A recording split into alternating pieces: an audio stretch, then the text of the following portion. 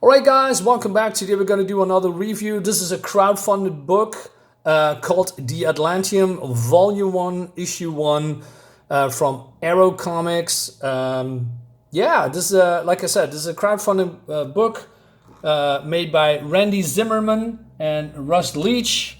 I believe they are from the UK. I could be wrong. And this is a magazine style, sword and sorcery comic book, and this is featuring probably a well-known character from Robert E. Howard. I mean, you all know Conan. I mean, I'm doing some reference with Conan here and there, but this is basically King Kull from Atlantis, right? And I'm calling him the Atlantean. So before we go in, I want to talk about the size. This is a floppy, graphic novel, but it's floppy sized. It is that big. And I got volume 1 and I got volume 2. And the quality is really, really good. It has black and white and with grayscale, but I believe they call it a washed out black and white ink. If I'm correct, let me go to the page real quick. 50 pages of beautiful illustrated strip, painted cover by Marcio Freire. Hope I said that correctly. Classic Bronze Age black and white ink wash art. Yes, that's what. And this is an ongoing series, by the way. Now, I read both of them. We start with one. I give you my thoughts and opinions. And and then we're going to move from there. I talked to Randy a couple of times on X, on social media. He's a great guy. I really like him. I was introduced with his, sword and sorcery work with, let's go back. Let's go into... I don't want to spoil everything. Well, spoiler, I'm going to spoil everything. His first work with Randy was... this is from volume 2, by the way. Where is it? The Shadow King. Now, there was a thick book, and it was in color. I don't like it. I didn't like it because it was very, very wordy.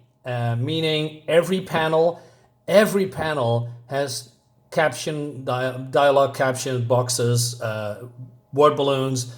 It was very dialogue heavy. It felt to me I was reading a book instead of a comic. It was a chore to get through. But it's better here, and basically the story continues. But do you need, read The Shadow Kingdom? Yes and no. For background story, because it's basically a continuation, but this is also a start, beginning point. Yeah, probably that's the best word for the Atlantean. And basically, long story short, I can explain. What I like about this, when you open the page, you see this. I think, okay, this is cool. This is very professional. This is a comic book layout that I said, okay, this is a long time that I see this, and I really like that. The pages, the paper stock, really nice. Quality of this whole book in general, thick, nice.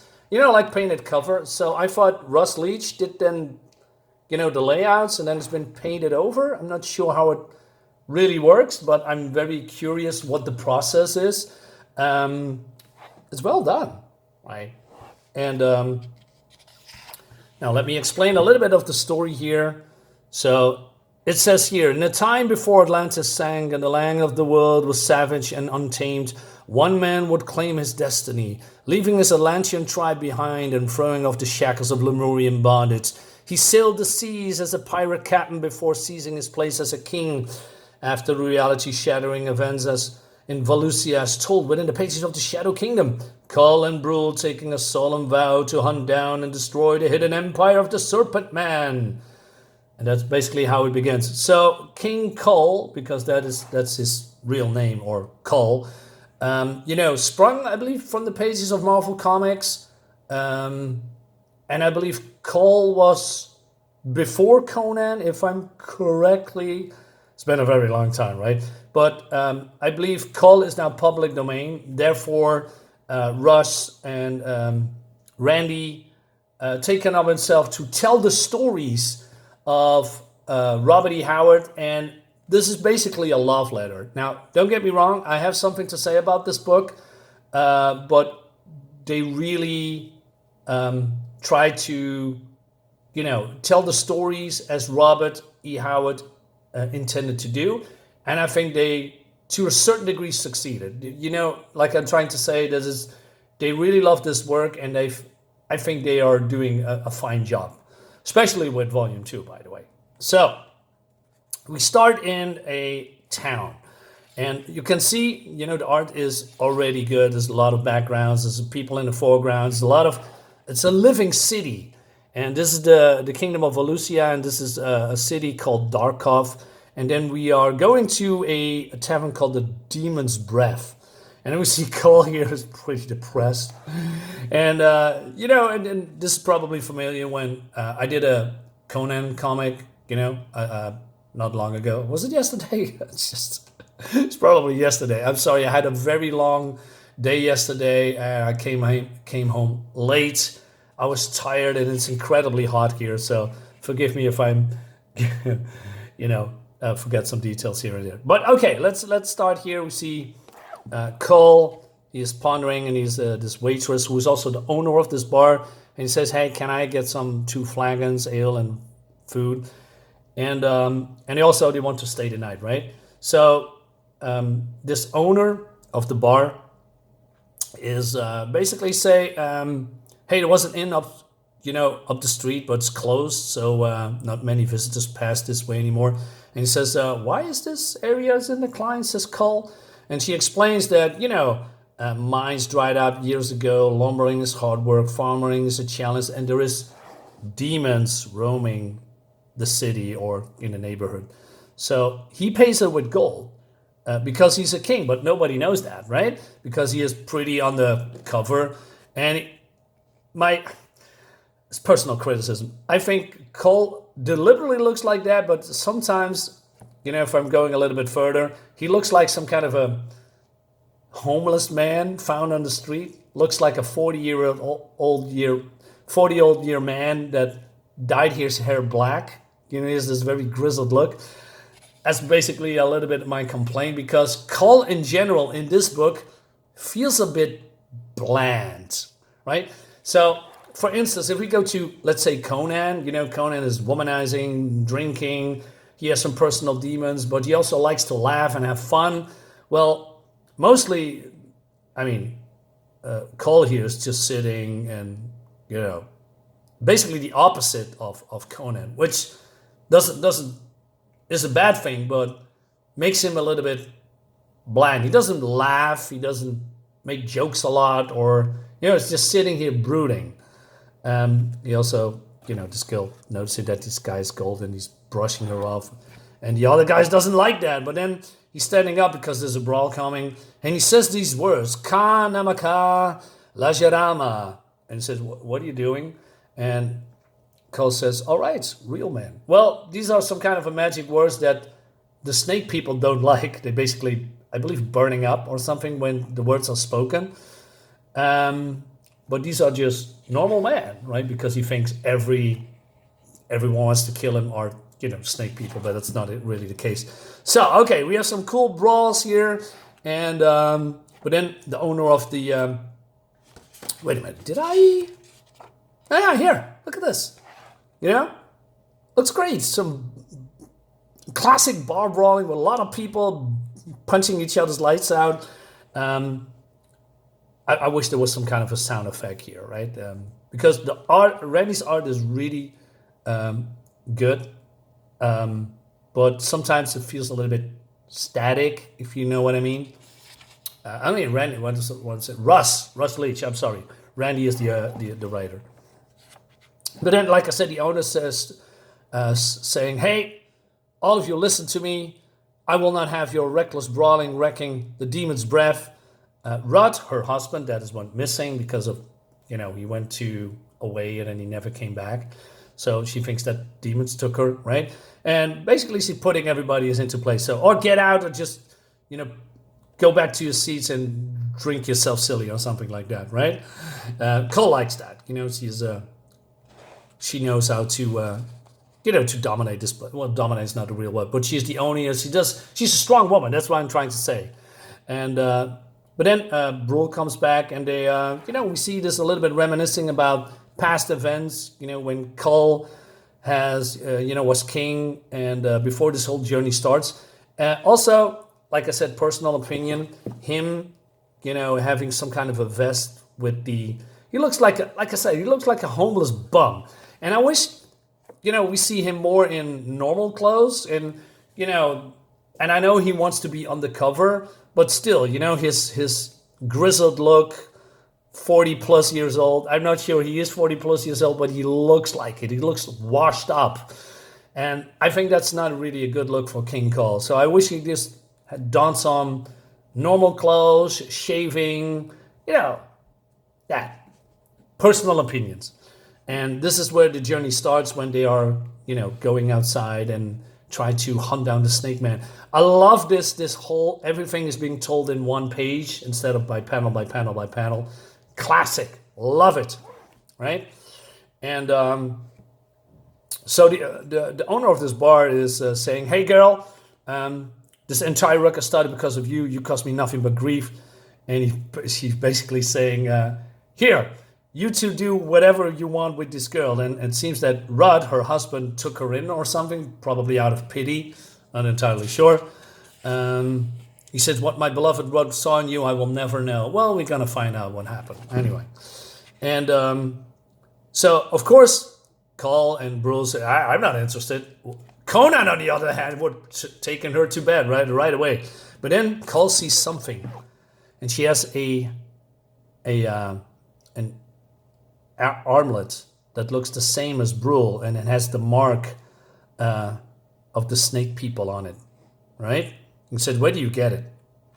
And she says, well, I'm going to tell you, there was some kind of a cave, and there was some, monster inside. And so basically this is going to be the journey that they are taking this girl with her and going to, on a journey to what is happening in the caves, right?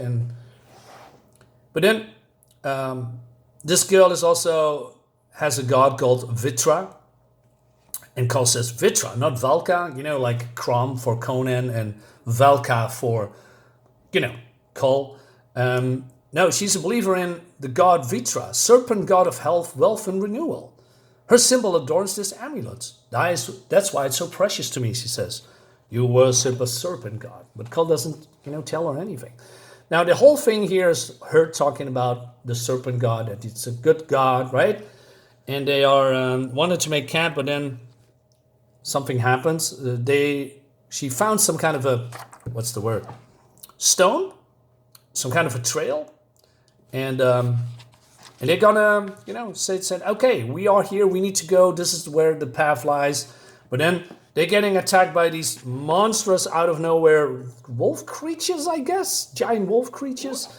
And then where does the fight, then the fight is starting with, Kull. And I think Kull and Brule is working together real well. He says, strike from above while I strike from below. A well-oiled machine. And that's also been displayed in the Shadow Kingdom book. Did I say that right? Is it Shadow Kingdom? Let me recall that real quick. Yeah, Shadow Kingdom. Now, there's the one problem here. They dispatch out these creatures, and it looks good. It looks great. The art is really nice. I miss some little bit of speed lines, some kinetic action, and these creatures don't really pose a threat to Kull and Brule. They are just, okay, we kill you, and let's get over it, and that's it. Spoiler is here now. I mean, like I said, I spoiled everything. This is the only monster action that you're going to see in this book. And that was a little bit disappointing. I thought these creatures were, more of a threat to Kull and Brule. Fortunately, that's not the case. She said, hey, let's camp here. But then Brule and Kull says, no, it's too many bodies here. And then they are going into, to the next chapter, the Cursed Cave. Now, they found a cave here. And when it comes to pacing, I think this pace could have been removed, because this is more like, hey, there is a trail here, let's go over there. But the dialogue is not really significant or pushing the story a little bit forward. So for me, if we go back to this page, you know, and then if you take this whole page out, doing other, you know, draw something else, and then we go immediately to this particular cursed cave, would have been fine, in my opinion. So they are, he says, hey, there is a ancient writing. Are they welcome or a warning? So they're going in, and they see this dead skeleton, but looks like he was retreating, claw his way back to the entrance. But there's no damage, if you know what I mean. There's no signs of, you know, that he was attacked or broken bones. And they go further and further into this cave, and they see these markings on the floor, right? There's also lines carved above them and below them. So they thought maybe this is some kind of a spell, but they're going over it and they see these other dead people also dead for a very long time. Same, right? There's no struggle, there's no damage, no attacking, no broken bones or whatever. And then you see another corpse, but this is more recent, and he has a bag with jewels, right? But then Brule says there's a stench here, more than just death. I know I'm no coward, Kull, but this place makes me uneasy. Looks like this one is carrying a bag filled with gemstones. But then the girl is laughing, and she says, you cannot leave. You are now trapped within the realm of Vitra, my serpent queen, creator of all. I said, okay, and they are going to be sacrificed if they are not doing what she is telling him to do. So, okay, she is maybe a serpent in disguise, or maybe a sorceress or a magician. I don't know, you know. Maybe they put a spell on her, and it says, you are entrapped inside my queen's sanctuary. Give me the bag or else. I said, okay.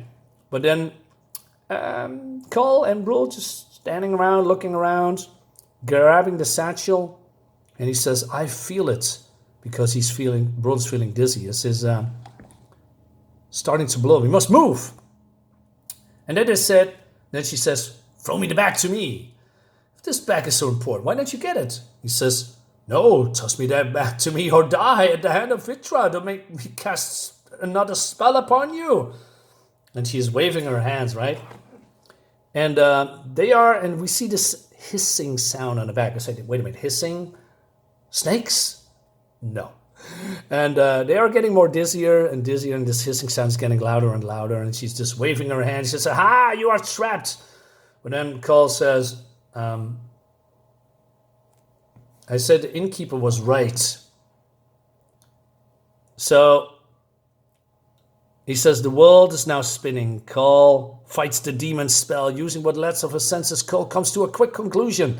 And he throws the bag of jewels against her, and she is, I don't know, falling down or unconscious. He says, we need to get out of this trap, he says to Brule.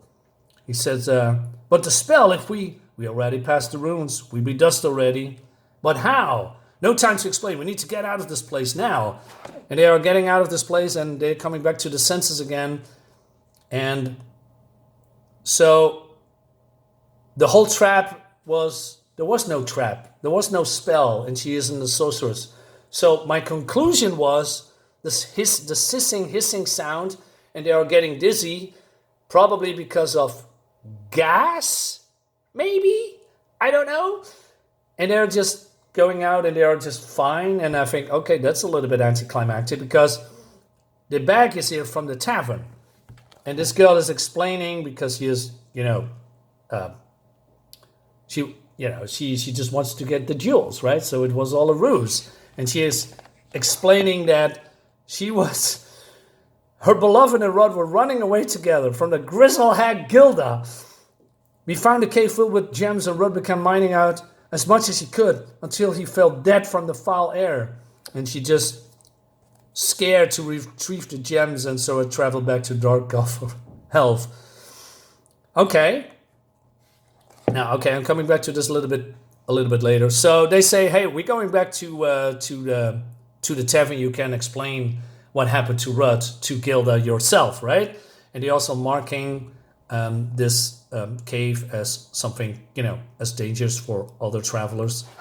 And then, we see something here. So this, like, the snake people are looking for Kull and Brule. We should attack them now while they go back through the Black Forest. And then this woman snake creature says, no, we wait here to see where they go next. We have our revenge very soon. Now, this is basically to the next issue, which I would say, okay. My problem here is that this is, like I said, it's very anticlimactic. And now, okay, these people are dead because of gas, right? And they want to claw out. But, Kull and Brule are just here for a long time. And they're starting to get dizzy. And then they figure it out that it was, just gas probably. And they just escape the cave without any trouble, except they're a little bit dizzy. So couldn't these guys just go out? I mean, if I'm feeling dizzy in a cave, I would just go back and, So, yeah, I felt that was a little bit anticlimactic, along with, these creatures that they are being, easily dispatched by Kull and Brule. So, yeah, that was a little bit disappointing. So, but I spoke to Aaron Sparrow. He's making a comic himself called Doomface. I believe it was very successful. He's also on YouTube. He has also a YouTube channel called The Critical Thinking. The Critical Thinking is a great channel. A lot of talk about Marvel Comics, DC Comics, the state of comics in general, discussions. Really good. He said he told me that this was more like an introduction to Kull and Brule and his journey to defeat the snake people, right? And he was right, because when I read the Atlantean issue number 2, this was way, way better, right? I really had some fun with this book, so I'm gonna talk about this, another time. So, although I was a little bit disappointing, with, the state of things in here with the story, it was a little bit bland. Kull is a little bit bland as a character.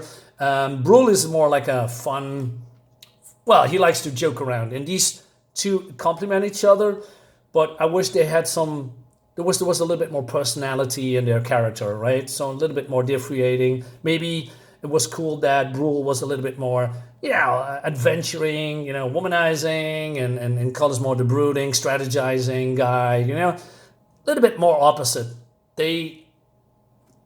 That. So maybe we're going to see that in future issues. For this, like I said, there's a nice step up where the story is going. And I also buy books from creators that I think they really have a passion for comic creating, for comic books, for the IP, for the characters, especially Robert E. Howard, speaking of Russ Leach and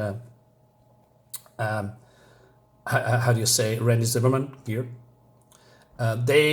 You feel that they are really loving this genre, and I think they're doing a good job to bring Kull, the Conqueror, Kull of Atlantis, back to life. And so I also buy comics because I like the creators, because they have passion for the craft. That's why I'm trying to say. Sorry, I'm rambling a little bit because I know it's incredibly hot in here. I'm still a little bit sick and under the weather. So the Atlantean number 1 could be better. This one will be better. And I'm looking forward to the Atlantean Volume 3, because after I've read this, and I'm going to show you that a little bit later, I think it's going to be a fun series. And yeah, that's basically my review of the Atlantean. Hope you like the video, guys. Leave a comment, subscribe to my YouTube channel, all the YouTube jazz. I see you next time. Bye-bye.